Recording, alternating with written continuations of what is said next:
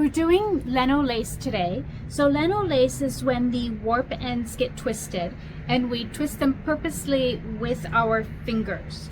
So I'm ready to do my next row of Leno Lace. So if you look at what's happening here, we have this section is getting twisted at one point, and then this section is getting twisted.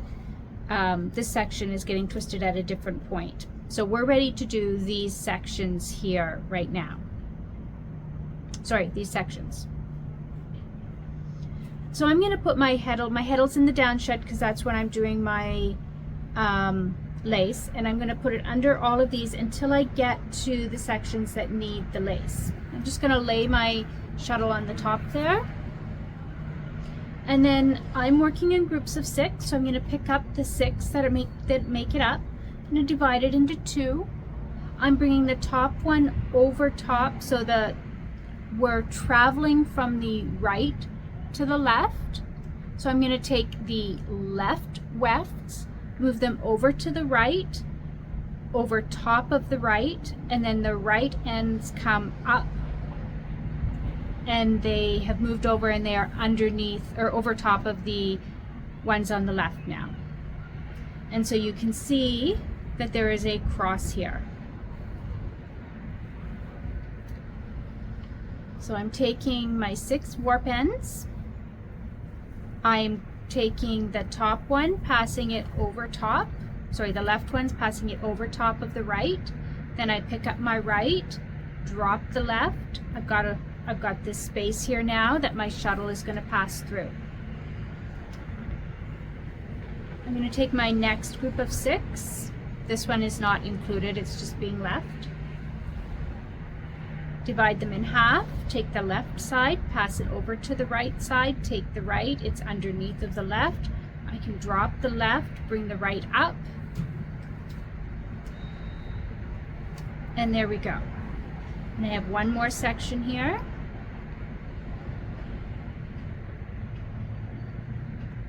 So it's just crossing over. Then I'm going to go under the sections that I'm not doing lace on, and I'm to this section. In this section I'm just working in groups of 4, so instead of 3 and 3 I've got 2 and 2, but it's the same thing. So I did both of those. I just held them on my finger and slide it under. Then my pickup stick goes under these sections that aren't getting any lace, and I've got another section of 4. So 2, the left goes over to the right comes over to the left, then I can drop the right. I've got a loop to go through.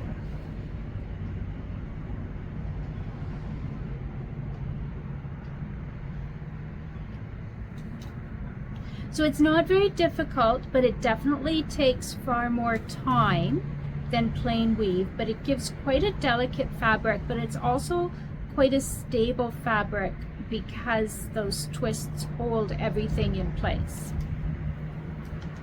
And I'm at the end here. Now it's quite a challenge to get the weft pressed into place because of those twists, and there is going to be more draw in than you're used to, so I'm leaving more on the edge here, doing more of a pinch. I'm going to try this and see if that helps press things into place a little more easily. And that worked quite well. And then I can go to my up shed, and now I'm weaving 3 picks before I do my next section of lace. Now if you notice, things are still a bit twisted here because they're coming untwisted. So you can see the little twist happening in here. There's a twist here, and then it untwists up here. And I can just press it more into place with this comb.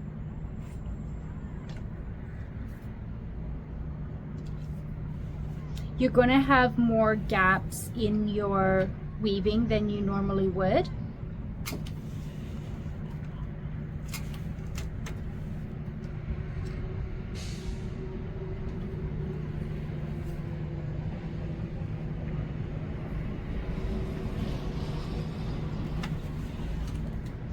And now I'm ready for the sections of lace here. And I'm doing them exactly the same way.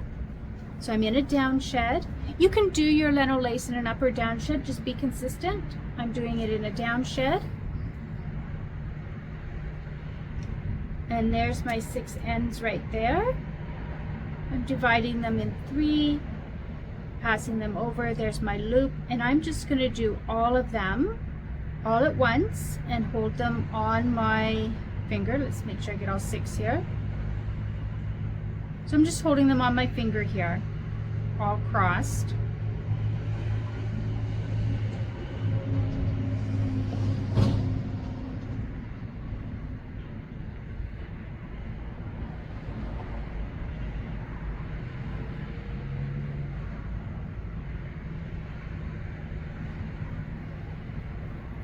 So for this particular project, I think I'm going to try and make a top, and I'll have the Leno lace on the front, and I'm going to do plain weave on the back, mostly because I don't want to do all the Leno and then find out it's not going to work.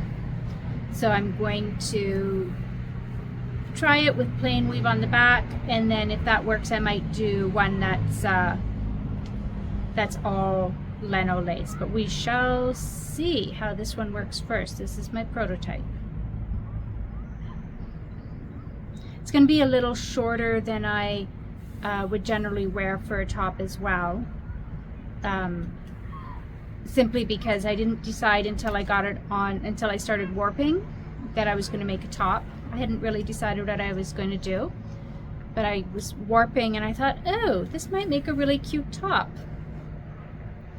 So I widened it up a little bit, but because it's on my 20-inch loom, I couldn't widen it as much as I wanted. And this is going to be the top of the top, and this will be the bottom. So it doesn't have a lot of length. It's going to be like a poncho type top.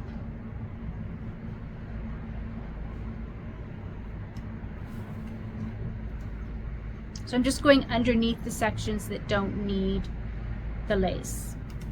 I don't have a pattern for this, so I'm not giving you all the actual details. If this works out, I'll do up a pattern, but right now I'm just showing you how to do the Leno. So again, we're separating it. The right goes to the left goes to the right comes under the left and comes up to the top.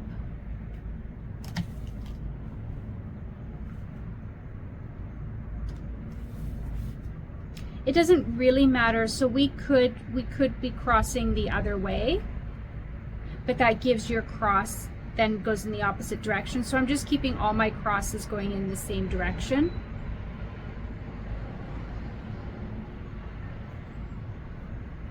Otherwise you can see the different directions here, which I'm trying to keep them all the same.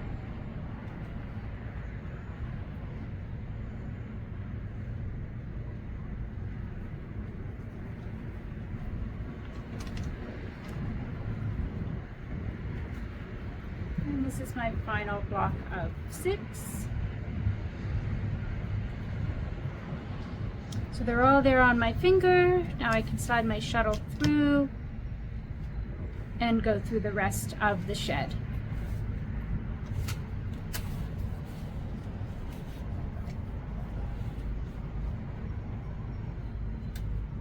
And then I'll use this to press it all into place.